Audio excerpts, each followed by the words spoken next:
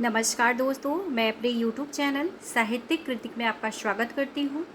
जैसा कि हमने पिछले वीडियो में सीटेट हिंदी पेडागोजी के 8 चैप्टर को कंप्लीट कर लिया था। उसमें जितने भी महत्वपूर्ण MCQs थे उसको हमने देखा था। आज हम 9वां चैप्टर उपचारात्मक शिक्षण के जितने भी महत्वपूर्ण इसमें MCQs हैं उसको देखेंगे। आज का ये 9वां चैप्टर है उपचारात्मक शिक्षण।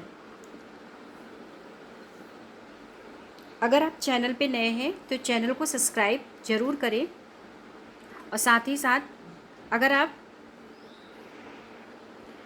आपने पिछला वीडियो नहीं देखा है तो उसका हमने लिंक डिस्क्रिप्शन बॉक्स में दे दिया है, उसे आप लोग जाकर ज़रूर देखें। तो आज का पहला प्रश्न है, इसमें उपचारात्मक शिक्षण है। ऑप्शन पहला है शिक्षण में होने वाली कठिनाइयों को जानना। दूसरा ऑप्शन है विद्यार्थियों की कठिनाइयों को जानकर उनका समाधान निकालना। तीसरा ऑप्शन है विद्यार्थियों के उच्चारण दोषों को दूर करना। चौथा इसमें है लेखन संबंधी दोषों को दूर करना। सही उत्तर है इसमें दूसरा, विद्यार्थियों की कठिनाई को जानकर उनका समाधान निकालना। सही उत्तर है इसमें दूसरा। अगला प्रश्न है, उपचारात्मक शिक्षण की सफलता मुख्यतः निर्भर करती है। ऑप्शन पहला है बच्चों की सामाजिक सांस्कृतिक पृष्ठभूमि पर। दूसरा ऑप्शन है बच्चों की भाषागत त्रुटियों की सूची बनाने पर। और तीसरा है समस्याओं की पहचान पर। चौथा इसमें है समस्याओं के कारणों की सही पहचान पर। सही उत्तर है इसमें चौथा, समस्याओं के कारणों की सही पहचान पर। अगला प्रश्न है, प्रकाश ईश्वर को ईश्वर उच्चारित करता है, उसमें दोष है। ऑप्शन पहला है स्वरलोप, दूसरा है स्वर भक्ति, तीसरा है हड़बड़ाहट, चौथा है शीघ्रता। सही उत्तर है इसमें पहला स्वर लोप, उसके स्वर लोप की दोष है। सही उत्तर है इसमें पहला। अगला प्रश्न है, रोहिन राजेंद्र को राजेंद्र उच्चारित करता है, उसके उच्चारण में है। ऑप्शन पहला है प्रयत्न लाघव दोष, दूसरा है अन्य भाषाओं का प्रभाव, तीसरा है क्षेत्रीयता का प्रभाव, चौथा इसमें है वह नागरी ध्वनियों से अनभिज्ञ है। सही उत्तर है इसमें तीसरा, क्षेत्रीयता का प्रभाव। ऑप्शन तीसरा इसका सही उत्तर है। अगला प्रश्न है, शक्ति को सकती कहना किस प्रकार के उच्चारण दोष का उदाहरण है। ऑप्शन पहला है स्वरागम, दूसरा है स्वर भक्ति, तीसरा है स्वर लोप और चौथा है इनमें से कोई नहीं। सही उत्तर है इसमें दूसरा, स्वर भक्ति। अगला प्रश्न है,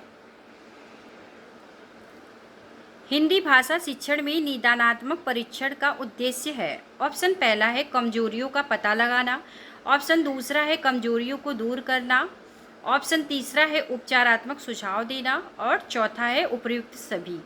सही उत्तर है इसमें चौथा, उपर्युक्त सभी। अगला प्रश्न है, छात्रों को उपचारात्मक शिक्षण प्रदान करने की सबसे सुगम विधि है।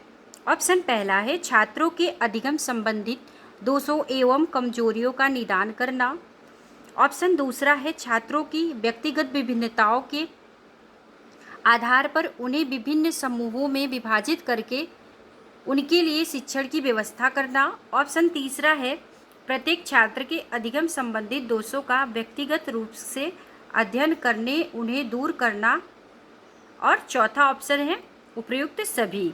सही उत्तर है इसमें पहला, छात्रों के अधिगम संबंधित दोषों एवं कमजोरियों का निदान करना। अगला प्रश्न है, हिंदी भाषा शिक्षण में उपचारात्मक शिक्षण की विधि निम्न में से कौन सी नहीं है। ऑप्शन पहला है अतिरिक्त कक्षाएं, ऑप्शन दूसरा है व्यायाम, ऑप्शन तीसरा है गोष्ठियाँ और ऑप्शन चौथा है विशिष्ट अभ्यास। सही उत्तर है इसमें दूसरा व्यायाम। अगला प्रश्न है, हिंदी भाषा शिक्षण में शैक्षिक उपचार का प्रमुख उद्देश्य है। ऑप्शन पहला है बच्चों में अच्छी आदतों का विकास करना। ऑप्शन दूसरा है शैक्षणिक कठिनाइयों एवं दोषों का निवारण। तीसरा है बालकों की अशुद्धियों का निराकरण। और चौथा है उपर्युक्त में से कोई नहीं। सही उत्तर है इसमें दूसरा, शैक्षणिक कठिनाइयों एवं दोषों का निवारण। सही उत्तर है इसमें दूसरा। अगला प्रश्न है, उपचारात्मक शिक्षण का उद्देश्य है। ऑप्शन पहला है छात्रों की प्रारंभिक त्रुटियों में सुधार। ऑप्शन दूसरा है छात्रों की ज्ञान संबंधी त्रुटियों को दूर करना। ऑप्शन तीसरा है छात्रों में आत्मविश्वास जगाना। ऑप्शन चौथा है उपर्युक्त सभी। सही उत्तर है इसमें चौथा, उपर्युक्त में से सभी। अगला प्रश्न है, उपचारात्मक शिक्षण के लिए निम्न में से कौन सा कार्य नहीं किया जाना चाहिए। ऑप्शन पहला है सतत एवं व्यापक मूल्यांकन। दूसरा है प्राथमिक स्तर के बच्चों की परीक्षा में फेल होने पर उन्हें अगली कक्षा में प्रोन्नति करने से नहीं रोकना। तीसरा है उच्चतर माध्यमिक कक्षाओं में विज्ञान विषय को अलग अलग संज्ञाकों के रूप में पढ़ाना। और चौथा है माध्यमिक कक्षाओं में विज्ञान विषय को संयुक्त विषय के रूप में पढ़ाना। सही उत्तर है इसमें दूसरा, प्राथमिक स्तर के बच्चों के परीक्षा में फेल होने पर उन्हें अगली कक्षा में प्रोन्नति करने से नहीं रोकना। अगला प्रश्न है, उपचारात्मक शिक्षण को सफल बनाने के लिए निम्न में से किसका सहारा लिया जाता है। ए है दृश्य श्रव्य साधन का। बी है शिक्षण विधियों का। सी है अभ्यास कार्य का। ऑप्शन पहला है केवल ए। ऑप्शन दूसरा है केवल बी। ऑप्शन तीसरा है केवल सी। और ऑप्शन चौथा है ये सभी। सही उत्तर है इसमें चौथा, ये सभी। अगला प्रश्न है, उपचारात्मक कार्य होना चाहिए। ऑप्शन पहला है प्रत्येक पाठ की समाप्ति पर। ऑप्शन दूसरा है प्रत्येक माह। ऑप्शन तीसरा है वर्ष में 3 बार। और ऑप्शन चौथा है वर्ष में 4 बार। सही उत्तर है इसमें पहला, प्रत्येक पाठ की समाप्ति पर। अगला प्रश्न है, उपचारात्मक शिक्षण का आधार निम्न में से कौन सा है। ऑप्शन पहला है स्व परीक्षण। ऑप्शन दूसरा है पाठ्यपुस्तक परीक्षण। ऑप्शन तीसरा है निदानात्मक परीक्षण। और ऑप्शन चौथा है व्याख्यात्मक परीक्षण। सही उत्तर है इसमें निदानात्मक परीक्षण। अगला प्रश्न है, कक्षा में कुछ बच्चे गलत वर्तनी का प्रयोग करते हुए लिखते हैं, आप क्या करेंगे। ऑप्शन पहला है इसे एक सहज और स्वाभाविक प्रक्रिया मानते हुए कक्ष में प्रिंट समृद्धि का निर्माण करेंगे। दूसरा है शब्दों को 10-10 बार सही तरीके से लिखने के लिए कहेंगे। तीसरा है बच्चों की उनकी त्रुटियां का एहसास कराएंगे। चौथा है गलत वर्तनी वाले शब्द का लाल स्याही से घेरा का या क्रॉस लगाएंगे। सही उत्तर है इसमें पहला, इसे सहज और स्वाभाविक प्रक्रिया मानते हुए कक्षा में प्रिंट समृद्धि का निर्माण करवाएंगे। सही उत्तर है इसमें पहला। अगला प्रश्न है,